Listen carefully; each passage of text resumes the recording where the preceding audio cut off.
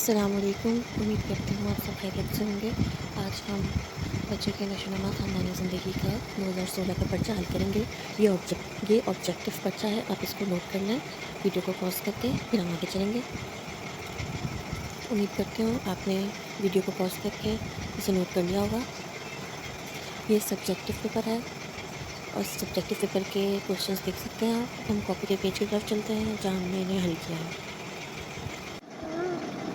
بسم اللہ الرحمن الرحیم۔ اب ہم پرچہ شروع کر رہے ہیں۔ بچوں کی نشوونما خاندانی زندگی، مختصر سوالات 2016۔ بچے کی شخصیت پر توجہ کی محرومی کے کیا اثرات ہوتے ہیں؟ بچہ پیدائش کے ساتھ ہی اپنے والدین کی نگہداشت کا متلاشی ہوتا ہے۔ بچہ پیدائش کے ساتھ ہی اپنے والدین کی نگہداشت کا متلاشی ہوتا ہے۔ والدین اپنے بچے کو نفسیاتی تحفظ دے سکیں تو یقینی طور پر ان کے بچے زیادہ بہتر معاشرتی ماحول اور وافر ذرائع سے آگے بڑھ سکتے ہیں۔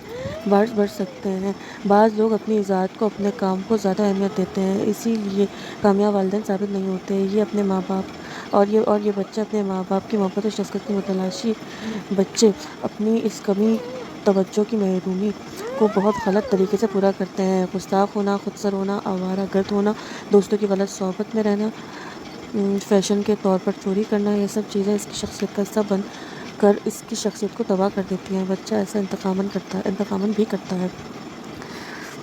بچوں میں کرداری مسائل، بری عادات کی کیا وجوہات ہیں؟ بچوں میں کرداری مسائل مثلاً لڑنا، جھوٹ بولنا، چوری کرنا، گستاخی سے پیش آنا، منہ چڑھانا، بحث کرنا، منہ پھلا کر بیٹھ جانا، بے ایمانی و بددیانتی کرنا، ناخن چبانا، ڈرنا، حسد کرنا۔ جب بچوں کو بہت سی مشکلات کا سامنا کرنا پڑتا ہے، ان کے لیے چھوٹی چھوٹی الجھنیں مشکلات بن جاتی ہیں۔ مثلاً ہم جماعتوں سے دوستی،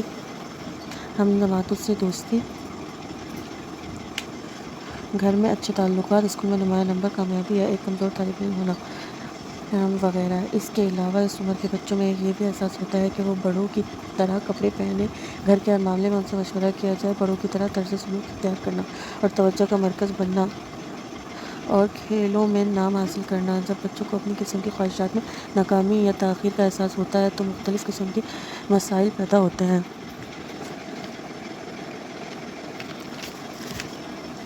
گروہی کھیلوں کی کیا اہمیت ہے؟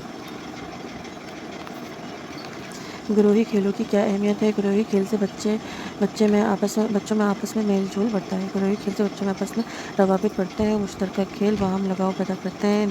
ان کی جو سے قریب آتے ہیں، ان کی وجہ سے قریب آتے ہیں۔ بچے کی وجہ سے قریب آتے ہیں۔ کھیل سے بچے کو کچھ دے کر کچھ لینا پڑتا ہے کہ اصول سے آشنا ہوتا ہے۔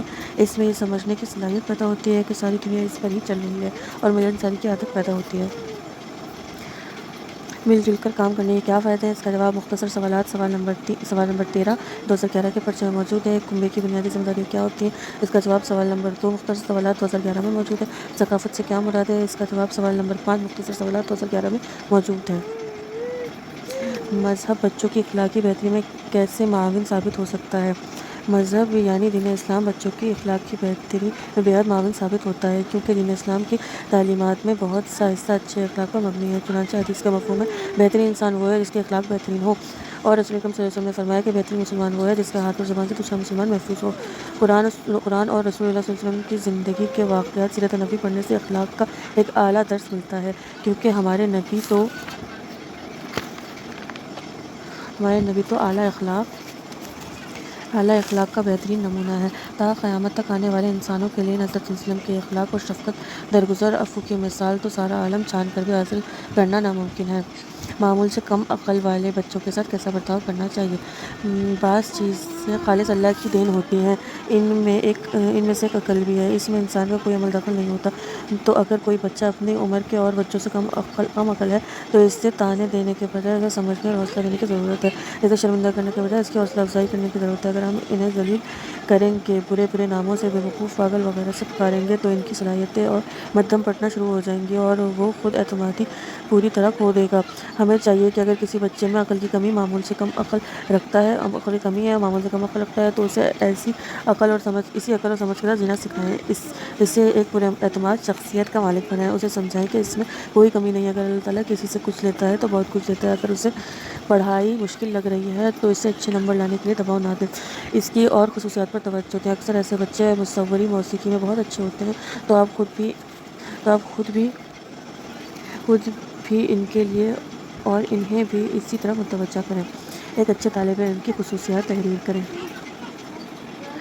ایک اچھے طالب علم ہونے کا مطلب یہ نہیں کہ امتحانات میں اعلیٰ نمبر حاصل کیے جائیں، بلکہ اس کا مطلب یہ ہے کہ اس میں خصوصیات پائی جاتی ہوں، سیکھنے پڑھنے کی محبت، علم کا شوق، تعلیمی ترقی اور ترقی کرنے کی بھوک۔ ایک اچھا طالب علم ایک ترقی پسند سوچ رکھتا ہے، بہادر ہوتا ہے۔ ایک اچھا طالب علم منظم ہوتا ہے۔ ایک اچھا طالب علم علم، تعاون اور نمائندگی کرتا ہے۔ ایک اچھا طالب علم ناکامی کے ساتھ نمٹنے کے لیے کافی ہے۔ ایک اچھا طالب علم علمی اہداف مقرر کرتا ہے۔ ایک اچھا طالب علم زندگی کے متعلق سیکھتا ہے۔ استاد کے ساتھ ایک اچھا طالب علم شریک اور ایک باادب شاگرد ہوتا ہے۔ غیر متوازن غذا بچے کی صحت پر کیا اثرات مرتب کرتی ہے؟ غیر متوازن غذا بچے کی صحت پر بہت گہرا اثر چھوڑتی ہے۔ ایسا بچہ جو غیر متوازن غذا کا شکار ہو بہت سی بیماریوں میں مبتلا ہو جاتا ہے۔ مثلاً ایسی چیزیں نہ کھانے کی وجہ سے جن میں LDA پایا جاتا ہے، انیمیا، اندھیرتا، رات میں کچھ نہ دکھائی دینے کی بیماری ہو جاتی ہے۔ وہ بچے بہت کمزور رہ جاتے ہیں، سر بڑا، پیٹ باہر اور جسم پر نشانات پڑ جاتے ہیں، ہاتھ پاؤں چھوٹے رہ جاتے ہیں۔ وہ بچے بھی کچھ نہ دکھائی دینے کی بیماری ہو جاتی ہے، وہ بچے بھی بہت کمزور رہ جاتے ہیں اور ان کا سر بڑا، پیٹ باہر اور جسم پر نشانات پڑ جاتے ہیں، ہاتھ پاؤں چھوٹے رہ جاتے ہیں اور یہ سب غیر متوازن کی وجہ سے ہی ہوتے ہیں۔ احساس ذمہ داری سے کیا مراد ہے؟ سوال نمبر 9 مختصر سوالات 2011 کے پرچے میں اس کا جواب موجود ہے۔ نشو و نما اور بالغی میں کیا فرق ہے؟ بالغی جواب: بالغی صرف بڑھنے کو کہتے ہیں جبکہ نشو و نما بہتری آنے کو کہتے ہیں۔ بالغی کو بڑی یا زیادہ اہم ہونے کی تعریف کی جا سکتی ہے۔ نمو جسمانی تبدیلی کو کہا جا سکتا ہے جبکہ نشو و نما کو جسمانی اور معاشرتی یا نفسیاتی تبدیلی کہا جا سکتا ہے۔ جبکہ اگرچہ نشو و نما کا تعلق مقداری بہتری سے ہے لیکن بالغی کا تعلق مقداری کے ساتھ ساتھ گناتمک بہتری سے ہے۔ بالغی جب اصطلاح میں اضافے کا مطلب زندہ چیز سے ہوتا ہے تو اس کا مطلب وزن، اونچائی اور ہڈیوں کے بڑھنے پیمانے پر اضافہ ہونا ہے۔ دوسری طرف نشو و نما مہارت اور صلاحیتوں کو تیار کرنے کا عمل ہے۔ اپنے چھوٹے بھائی بہنوں کو بہتر تعلقات قائم رکھنے کے لیے کیا مشورہ دیں گی؟ اس کا جواب سوال نمبر 5 مختصر سوالات 2012 میں موجود ہے۔ بڑے کنبے کے نقصانات تحریر کیجیے۔ اس کا جواب سوال نمبر 1 تفصیلی سوالات 2011 میں موجود ہے۔ رشتہ داروں کے ساتھ خوشگوار تعلقات قائم رکھنا کیوں ضروری ہے؟ جواب: بہت سے گھروں میں ماں باپ اور بھائی بہنوں کے علاوہ دادی اماں، دادا ابا، نانی اماں، نانا ابا، خالائیں، چچا، اس قسم کے دوسرے رشتہ دار بھی رہتے ہیں۔ جس طرح ہو سکے ہم اپنے گھر کے تمام افراد کی عمر اور دلچسپی کے مطابق کچھ نہ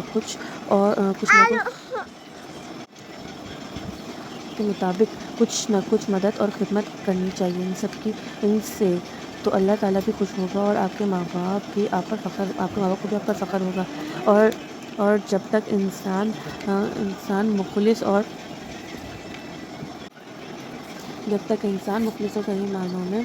صحیح معنوں میں ہمدرد نہ ہو کبھی دوسرے کی تکلیف اور رنج کو اچھی طرح نہیں سمجھ سکے گا۔ صلہ رحمی اللہ کی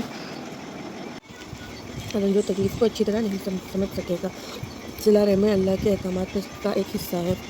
چنانچہ حدیث باری تعالیٰ ہے، قیامت کے روز صلہ رحمی عرش پر نمودار ہوگی اور کہے گی، اے اللہ جس نے مجھے توڑا تو اسے توڑ، جس نے مجھے جوڑا تو اسے جوڑ۔ اللہ کی خوشنودی اور خاندان میں امن و امان قائم رکھنے کے لیے رشتہ داروں کے ساتھ خوشگوار تعلقات قائم رکھنا ضروری ہے۔